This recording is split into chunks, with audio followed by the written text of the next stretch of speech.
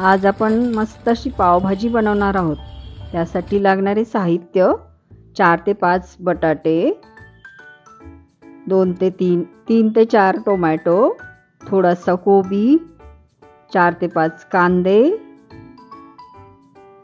Flower आणि मटार।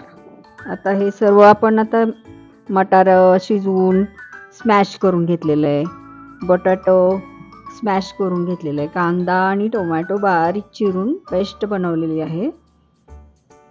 आता आपण कढईमध्ये तेल टाकून घेऊया आणि तेल चांगलं कडकडीत झालं त्याच्यामध्ये आलं लसूण पेस्ट टाकून त्याच्यामध्ये कांद्याची पेस्ट टाकूया। कांद्याची पेस्ट टाकल्यानंतर ते चांगलं असं तेल सुटूपर्यंत परतून घेऊया।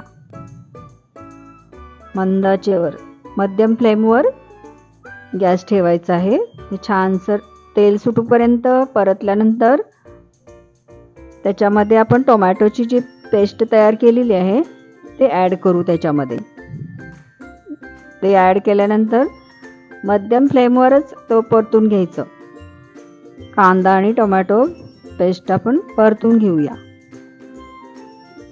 चांगलं तेल सुटूपर्यंत परतत आहे मी। छानसं आता तेल सुटलेलं आहे। त्याच्यामध्ये आता लाल तिखट ॲड करू आपण। लाल तिखट 2 चमचे ॲड करू। ते ॲड झाल्यानंतर छान असं परतून घेत आहे। त्याच्यामध्ये आपण आता पावभाजी मसाला टाकूया। पावभाजी मसाला टाकल्यानंतर ते परतून घेऊ आपण। पावभाजी मसाला ॲड केलेला आहे त्याच्यामध्ये। आता ते चांगलं असं छानसं परतून घेऊया। त्याच्यामध्ये आता आपण स्मॅश केलेला जो मटार आहे तो ॲड करू। त्याच्यामध्ये तो ॲड करून परतून घेऊ आपण। आता मटार स्मॅश केलेला परतत आहे। तेल सुटूपर्यंत मिक्स करून घ्यायचं त्याला छान। मॅश केलेला बटाटा ॲड करू त्याच्यामध्ये।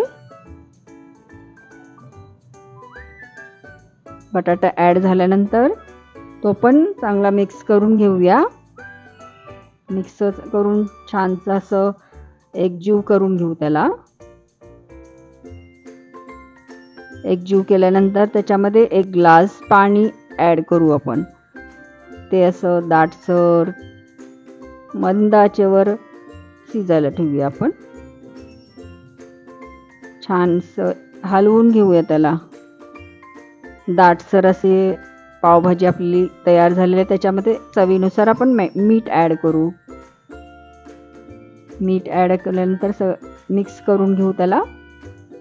मंद आचेवरच ठेवायचं आहे थोडा वेळ मंद आचेवर ठेवल्यानंतर आपण आता ते पावाला बटर लावून पावभाजी वर कोथिंबीर कांदा गार्निश करून, लिंबू गार्निश करून आपण ते पावभाजी आता आपण सर्व करणार आहोत।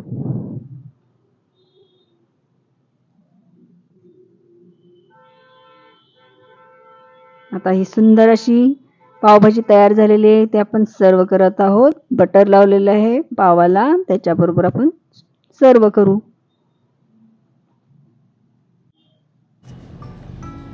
अंजलीज किचनमध्ये कशी वाटली तुम्हाला रेसिपी? कमेंट बॉक्समध्ये कमेंट करून बेल आयकॉनवर बटन दाबा आणि